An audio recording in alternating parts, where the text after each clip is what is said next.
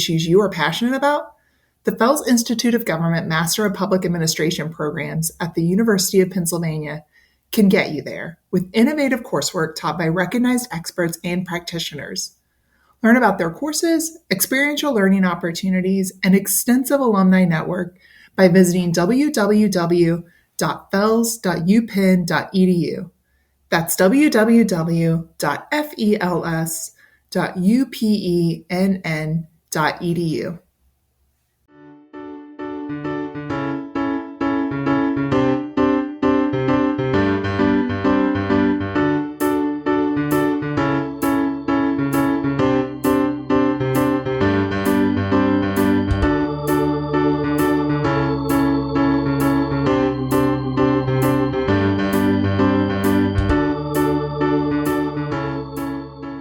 Coming to you from the International City County Management Association Annual Conference in Pittsburgh, Pennsylvania, this is GovLove, a podcast about local government. I'm Lauren Palmer, a partner and co-founder of EverStrive Solutions, and your host for this episode. GovLove is produced by ELGO, the Engaging Local Government Leaders Network. GovLove is on site at the ICMA Conference, the premier gathering for local government management officials. We are podcasting throughout the conference about the latest topics and trends in local government with a great group of ICMA guests. My guest for today's episode is Jessica Kinser, the City Administrator of Fairibault, Minnesota. Jessica is a panelist on a conference session entitled Empowering Women in City Management, Strategies for Successful Employment Contract Negotiations. We have asked Jessica to represent the panel on the GovLove podcast and share her lived experience with effective negotiations. Whether you're preparing for your first negotiation or seeking to refine your skills, this episode is for you. Jessica, welcome to GovLove. Thank you for having me. Yeah, thrilled that you can make it. All right, to kick off our interview, we always like to start by asking our guests a lightning round of fun questions just to get to know you a little bit better. So my first question for you is, what's your most controversial non-political opinion? I think this is very fitting for Pittsburgh, but dill pickles are the only pickles. No sweet pickles should be in existence. Okay, this is a new one for me. So there's a connection to Pittsburgh? Pittsburgh is a big dill pickle city. I don't know this. I was in a session yesterday where somebody brought up the Picklesburg Festival. And so they have this festival around pickles in the summertime, and so I think I have to come back to Pittsburgh specifically for that. I'm here for a pickle festival. This is interesting. I do love pickles. I think pickles are kind of controversial. Some people hate pickles, but I don't discriminate. I'm fine with a sweet pickle. So you are an exclusive dill pickle person? Dill only. Cannot do sweet pickles. Okay. All right. Well, I'm sure we've got some listeners out there that will relate to that. So that's good. You brought up a Pittsburgh thing. My next question for you is, what have you enjoyed most about Pittsburgh so far? I think the thing that I enjoy most is coming to a place that I've never been and being surprised. And I just think Pittsburgh is a lovely city that has this very walkable downtown. It's been very easy to get around. You coming from a smaller community into a larger one, you always wonder, like, how safe am I going to feel? I feel totally safe. Have seen tons of police, kind of around just as I've been around. And it's just been a great experience to see, colleagues walking back and forth and being able to chat and just have a wonderful time. But I think the community's really surprised me, and it's a place that I'm putting on my list to come back and visit. Yeah, I totally agree. So this is your first time in Pittsburgh? Yes, my first time. This is my second time here, and I agree. It's a very welcoming, walkable city, and to me has left the impression of very clean, very safe. It's interesting. Last night, we were walking back to the hotel and ran into a person who was on the waterfront on their boat. And we just struck up a conversation. And when he found out we were out of town and here for a management conference, he said, can you talk to the mayor and the city council about cleaning things up around here? And my friend that I was with, we were both like, this city's beautiful. You need to get out more. Like, right. I think they're doing a great job. Right. What do you need to clean? I know, right? Like, I'm not going to throw shade, but man, you should visit some other cities if you can't appreciate how well your community is really doing here. I think they've done a great job with their aesthetics and landscape. Yeah, definitely. All right. Well, one more lightning round question for you. What is your best tip for maximizing a conference experience?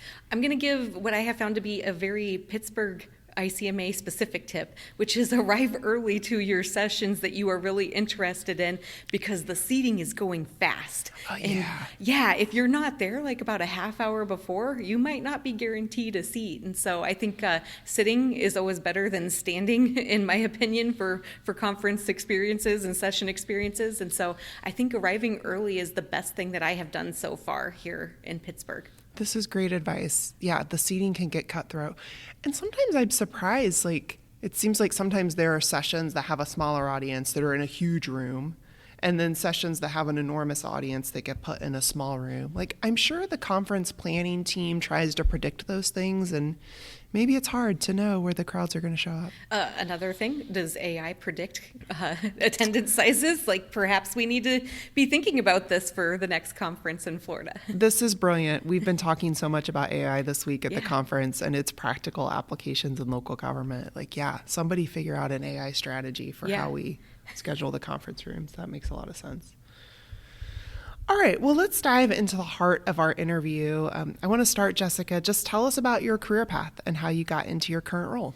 I started, I didn't really know what I wanted to be in undergrad, and so I got degrees in English and political science, and then continued on to get my MPA at Iowa State, and still started that with the intent of being in nonprofit management. And it was only because of coming to an ICMA conference as a student in 2005 in Minneapolis that I was like, my eyes were open to this whole other world out there that I never had even thought of, and in a way that you can impact people and do positive things in a way that maybe in a nonprofit you're just siloed to a specific population. And so that's really where the love of cities and local government management came from. And then it just started with the first job in Michigan as a management and financial analyst, and then returning to Iowa to become the administrator in the small town of Griswold as their first administrator. And then being able to take some big leaps and bounds, going to a city of Clinton, Iowa as a finance director. That's about 26,000 in population. And then becoming the administrator there before moving on to Marshalltown, Iowa, population about 27,500, and spending 6.5 years as the administrator and just building that love before then making my transition northward to Minnesota and to Fairibault, where I'll celebrate 6 months next week. Awesome. You've had a lot of great experiences as a chief administrative officer, so we know you've been through this contract negotiation process, and we're going to talk more about that in our interview. Before we move on to that, maybe just tell us a little bit more about Fairibault, the community that you serve. Yeah, so Fairibault is about 24,000 in population and growing. For Minnesota perspective, we're along Interstate 35, probably in Midwestern terms, about 45 minutes south of the Twin Cities. So we are like right there close, but it's like the best of big city living, within reach, but still really a small town and a community that really cares about what's happening. And so Fairibault is a diverse community. We have some significant Somali populations as well as a growing Hispanic community. We are also home to a private school, private high school, Shattuck St. Mary's, and so that brings some different populations into town as well, who might never have heard of Fairibault, but for that reason. And Fairibault is also home to the Minnesota School for the Deaf and Minnesota School for the Blind, and so I feel like I found a community that really cares about accessibility in government and making sure that all populations are served regardless of what language you speak, whether or not you can speak a language or visually see what's going on.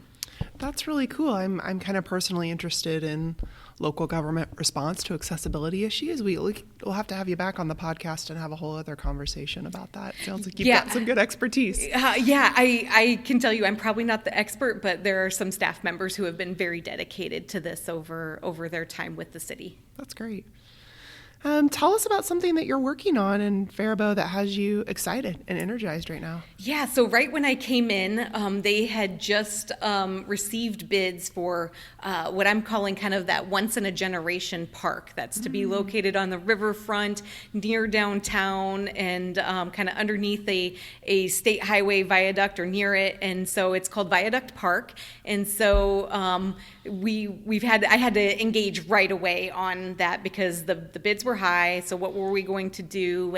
And so the council, we've approved an internal loan for financing and been able to move forward with, now there's work happening. But the big piece of this park is an ice phase. Ooh. And so that is one thing that we're going to be discussing here in October with the city council, is some different options for ice, which will be hopefully constructed in 2025, and we'll be all wrapped up in 2026 and have a park that is really a destination within Fairibault for all seasons. This is awesome. You're going to love seeing this through, and it'll be like a real resume builder, something you'll get to be proud of for your whole career. I love it. I can't wait to see how the project develops. Yeah, it's always one of those things where it's a little painful going through the construction process. Sure. So, but we'll get there. You'll get through it. Yep. All right. Well, now let's talk about this session that you were part of here at the conference. I was really interested in, Jessica, having this conversation with you because recently one of my friends went through a contract negotiation, and a couple of us in our professional network were offering advice, and we commented to each other, like, why is this so hard for women? Like, ICMA should do a conference session on this. And then sure enough, I open up the agenda for the conference this week and see ICMA is doing a conference session on this, which is great. So from my recent personal experience, I feel like this is a topic that's very timely, but I'm curious why the panel pitched this idea. You know, everyone could use negotiation pointers, but what is it about the current landscape that motivated you and the rest of the panel to target your session to women? Yeah, so Marquita Oliver, who's the administrator in Bondurant, Iowa, she's also the conference planning chair. She had this on her list of things, and eventually I think there was okay, let's do this. And so she reached out to me, and I was a little surprised. Like, I wasn't thinking that I would be someone who could be on this panel until you start to go back and catalog your experiences and realize, oh yeah. But I think it's just that, there is still a pay gap, and I think Heidi Voorhees, who is also on the panel with MGT Consulting, she shared that there's still 30% of I think it's only 30% of women are in that top position in cities, and so there's still room to grow. And there's research out there about how women negotiate differently, and it often leads to that pay gap. So I think it's just still timely in making sure that we're talking about it, because I feel like you're not making change if you're not talking about it. Yeah, absolutely. So, you said you were surprised to be recruited to the panel, but you do have a lot of experience with this. You've been through that contract negotiation process under kind of several unique conditions. So I'd love to hear you just talk about kind of your experience in each of those scenarios and what was different and maybe what lessons you learned. So let's start with your experience being a first city manager in a community that's hiring that position for the first time. Yeah, it's a strange place to be when it's your first administrator position and you are their first administrator. And so it was a very small town. They weren't using a recruiter. And so I really had to rely upon my network. I was working in a county in Michigan where there was a county administrator and an assistant, and they were just very helpful. But I also relied on ICMA. There's the model employment agreement that's out there, and I think that is great framework for getting started. And I would say that to both sides of the equation there, that if you're an employer, a small community who's not using someone, where do you even start? And I think that model employment agreement is the great place to start. And it worked well for where I was at that point in my early career. Yeah, great. And then the next experience of yours that I kind of want to hear about was being an internal candidate and maybe how you approach that negotiation a little differently. Yeah, sometimes knowledge is not power. And I felt that way in the internal environment, because you sort of know too much. You know exactly what the person who is outgoing was making. It was a situation where it was a separation that was not planned necessarily. And so there was a little bit of turmoil that went along with that. There was the conversation of, I wanted to be the interim administrator. That was a role that I felt that I could fulfill, knowing that I wanted the top job as well. And so there's tricky conversations with your elected officials when that's happening, because I think there's also, whether you're female or not, sometimes there's the perspective of, well, you're already in the organization, so you're already accruing vacation time, you're already getting the benefits benefits. And so what more do we need to do than just bump you up on a wage scale? And I think that advocating for yourself and knowing what you want and need, while, not putting yourself in a position of like being completely unreasonable. And I think being an internal candidate gives you the perspective of what is unreasonable in that organization specifically. But it was interesting. No easy path there necessarily, because there's always baggage when somebody comes and goes. There's always baggage and having to deal with that. But I felt like in that situation, it was the right time to move forward with getting back into the city management field that I wanted to be in. Any tips in that? It sounds like you really had to balance like what you knew of the organization and the organization's needs versus understanding your own value and advocating for your worth. Like, I just tell me more about that. Like, do you have an example of something that maybe in that negotiation process that you really advocated for that was maybe tricky for you, and how you overcame that? Yeah, so I feel like the wages were easy on that one because I knew what the prior individual was making, and I knew that I should be making at least that. And so that the wages were easily agreed upon. There wasn't sort of the lowballing necessarily. The wages in between in that interim period, a little bit trickier. We relied on the employee handbook for non-bargaining employees and what does out of class pay look like. And so that's where, there was sort of a framework already set up there. But it is like, what do you do when you're the internal candidate with vacation time? Oftentimes, if you are outside of an organization coming in, you're getting a bank preloaded. But if I had a bank that already had time in it, that was something I think I could have done better in making sure I got more in vacation time for, starting a position where I was not going to be able to take time off at any point in the near future. Yeah. But vacation is compensation. And I think that's the piece that as I've matured and gone along, I've started to realize that, a salary number is one thing, but there's all sorts of other things that play into that figure of total compensation. Oh, I've never heard that little tag phrase, vacation is compensation. That's a great reminder. All right. And then kind of your final experience as you went through a negotiation as a manager in transition. So yeah, that's how I found myself in my current job with the City of Faribault. And the other kind of important lesson, I think, in all of it is as you're negotiating your employment agreement, you're also really negotiating your end of employment as well. Whether that's, your choice in finding another job and how many days of notice you need to provide or weeks of notice you need to provide, or it's something where, it's your, not your choice or mutually agreed upon to sever the relationship, and what does that severance pay and the payout look like, for you to move forward. And so that was really the position I found myself in. And I actually had to think about like how many months was I technically in transition before I interviewed and got offered the job. And it was 10 months. I did start working as an interim finance director for a community full time. So it wasn't like I was just sitting there twiddling my thumbs for all of it. But 10 months is a long time to be away from a profession that you love. That also was a lot of time to make me feel fairly desperate of I'm ready for a job. I want a job. And so I think that perspective was I had to control what, my really strong desire to just get back in the field and just be done with the job search, because searching for jobs is just awful at times. And it's there's ups and downs and everything. And I just wanted to be done with it. But I had to be done with it in a way that was going to be fair to me. And I think, especially going from one state to the next, I had to really figure out what does that mean in terms of retirement? What does it mean in terms of benefits and compensation as well? Because states compensate differently, and there was just a lot more research that went into being a manager in transition. Specifically, I'll just say like the first offer that came through was not, where I wanted the wages to be.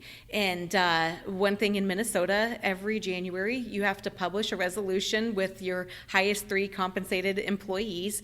And so I pulled that from January, which was very recent data. And so I could see where the 2 department heads that were number 2 and 3 were. And I was being offered something that was not, that was very close close to them. And so from that perspective, I could come back and say, okay, there needs to be separation. I can't be right next to the individuals who I'm supervising on the wage scale. There needs to be separation. And that was data and an argument that it worked. Yeah, great. Did your research. Yep, do your research, yes. Great advice. All right, from your perspective, or maybe from what you learned from the other panelists in today's session, is there a common mistake or a missed opportunity that women tend to make more than men in negotiations? Well, there was some interesting advice today about it's okay to have an attorney involved, reviewing whether it's a renewal of an agreement or a renegotiation of an agreement or that first employment agreement. And I think that's something that I know I've sold myself short on at times, thinking that, well, I can do this on my own, and outside perspective isn't maybe what I need at that point. But I think that in learning today from the panelists, outside perspective is great, and no one should be threatened by you saying that you want to have somebody else take a look at things and offer you some advice on what they see. Yeah, that's great advice. I think, in my own prior experience, I think there's a reluctance to engage an attorney because it's like, these are your new bosses who have just hired you. You want to establish that great relationship starting off. And the minute you bring an attorney in, it kind of sets up this adversarial framework. And I think that's good advice to say it's business, right? It doesn't have to be that way. It's business, and on the business side, the city council or county board would want you to probably have an attorney in your organization review a contract before it comes to them for approval. And they're probably engaging their attorney, to do the same thing, whether it's to draft the agreement or review it before it comes to you. And so I think it's trying to understand that there's equal playing field out there where no one should be threatened by it. Absolutely. They're getting legal advice on their side. Exactly. Anything else? Any other common mistakes or missed opportunities that you all talked about? Yeah, I think it's the, and there were a few questions from the audience about, just the selling ourselves short on things. And I think sometimes knowledge just isn't the power that we need, because when you know too much, sometimes it's hard to advocate for yourself, knowing that you exist as a person and not, as in the organization, and that it's not your job to save the organization. And I thought that was really something that kind of came out. One of the things that I mentioned specifically in benefits, like thinking about all those things where it is the other compensation, specifically for me in Iowa, I had really great health insurance through my cities and very low deductibles. And I moved to a community that has basically a health savings account set up with a really high deductible. And I didn't take that into account when I was looking at things. And so essentially I sold myself short right away because I'm paying out of pocket up front a much higher number than I was previously. And so total compensation matters. Like, it's not just that dollar amount that's posted with the job description. Yeah, great advice. One thing that I know you all talked about in your session was, emphasizing the importance of building support networks. And you talked about your support network in that first city administrator position. So how have you relied on your network in contract negotiations? So I'd say there's kind of two things here. So one, I have an older sister who is very well accomplished and has had to do her own contract negotiations. And so, she's always been someone that I've depended upon, for another set of eyes on things. We don't always agree, but, just somebody who's there. And then, remembering that everything she's saying is something that she wants me to do my best as well. And I think that translates into who are those individuals in the profession that are your cheerleaders. It's really hard to talk money with your colleagues. And so that's something that, it makes me a little squeamish and uncomfortable, at times, like having that conversation, male or female colleague. Yep. A little bit easier with females, but, you're revealing something about yourself that eventually will be made public, but it's it's still having that conversation about, putting a dollar amount on your value and worth, but who's going to be your cheerleader, and that those are the individuals that you want to talk to, and what should I do, and really relying on that network that you've built. And I think for individuals, we had a few students in the audience today, that their network is very different than someone like me who's mid-career. How do you be there to support individuals, from when you are in a position where you can provide some mentorship to those who are just coming into the profession, and what does that look like? And I think that's really important, that making sure that as we talk about building networks and having conversations, that it's not just thinking about those of us that have been in the position before, because there's lots of people who maybe they're not in a contract situation, but they're having to negotiate their first wage, coming out of college. Yeah, that's great. That's a great perspective. I'm thrilled to hear that you had some students in your session who are thinking about these issues early. And what advice do you have for how women can build those support networks? Yeah, I think it's just, don't be afraid to talk to people. I feel like as I've gone through my career, there's been a lot of just friendships that have evolved out of attending events. Like in Iowa, there is such a great city management network. And so there's a summer conference, and then there's a spring conference as well. And it was never missing the opportunity to be at those events, because you can be so busy, but the time that you get to network and connect with your colleagues who are dealing with the same stuff that you were dealing is so important. And so I think, starting those networks early in your career is something that benefits you, like as you go. It's just something I think you just have to start naturally. And like I said, like there's a lot of relationships that I have now that are not just professional relationships, they're friendships. Yeah, I couldn't agree more.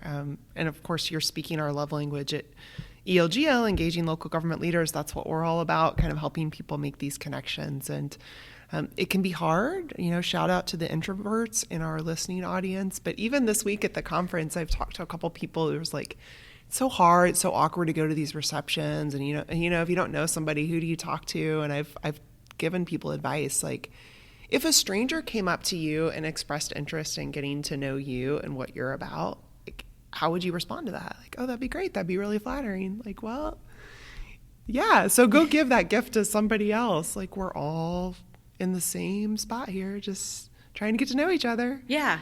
No, and I'm totally an introvert. Like, I feel like I become an extrovert at these conferences just because you're around people who have the same passion and drive as you do, and a love of local government in a way that, that's just such a big part of me that I know I share it with others here. And I think that's the easy thing about these conferences, is just being here. But I've also had to be the new person at an association here recently too. It was like a month after I started in Fairibault. There was the Minnesota City County Management Association conference. And you're coming into a new state. Yeah, I hadn't been a first-time attendee in 14 years, and like that was just a strange experience of I had to, like, I have a great network in Iowa and lots of friendships there, but I have to start over and build anew, and not being afraid to go to the events and strike up conversations with people, and just putting yourself out there in a way that is definitely uncomfortable as an introvert, but knowing that you have to do it in order to build the network that you need to support you. Yeah, absolutely. It pays off in the end. It does. Yeah. So your session wrapped this morning, right before the podcast. Were there any interesting or surprising questions from the audience? I think that there were just, I think I was a little bit surprised about some people who were willing to show themselves as true people and express the fact that they're not very confident in doing some of this stuff, and what could we do, and using sort of all the knowledge that they know to really maybe hold them back a little bit, and so that's where I just felt like there was a lot of female empowerment. Like, we're here to support each other, and it all starts with ourselves. Like, we have to have that positive self-image and that positivity about who we are and our worth to be able to be the best for our communities, but also to do the best for ourselves in negotiations. Yeah, very interesting. Mm-hmm. You all really hit on something with this topic. Like, thank you, Marquita, for getting it on the agenda. Yeah, thank you, Marquita. Yeah, great job. All right, Jessica, well, this has been fascinating. I've learned several things from you. Is there anything else that you want to talk about before we wrap up?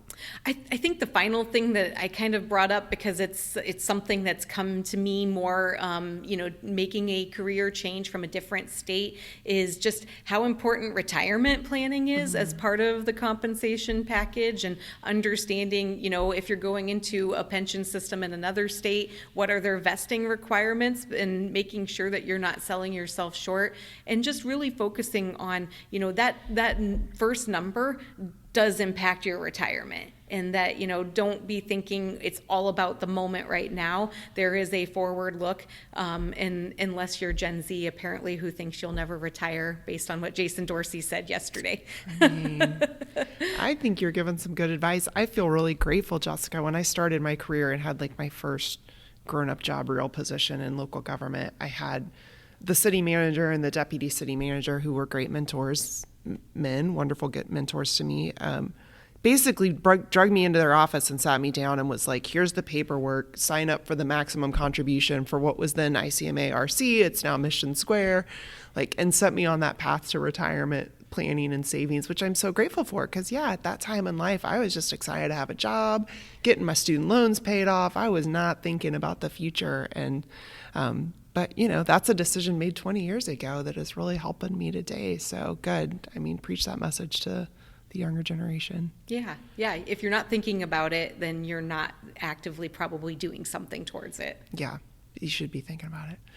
Okay. Anything else that you want to cover? Anything interesting that came out in your session? No, that's about it. I just think it was a great session, and I hope the conference planning committee kind of looks at this as an evolving topic. It's always going to be out there and something we should probably be talking about until we start to see more wage parity happening between men and women in those top jobs. Yeah, absolutely. And of course, you're talking about it from a contract negotiation perspective of that city manager, city administrator role, but I think you gave some advice that's really applicable to anyone who's looking at a job promotion or that next opportunity, just thinking about how you negotiate that salary, how you advocate for yourself and your worth. It doesn't just have to be confined to that contract negotiation process. Mm-hmm. Exactly.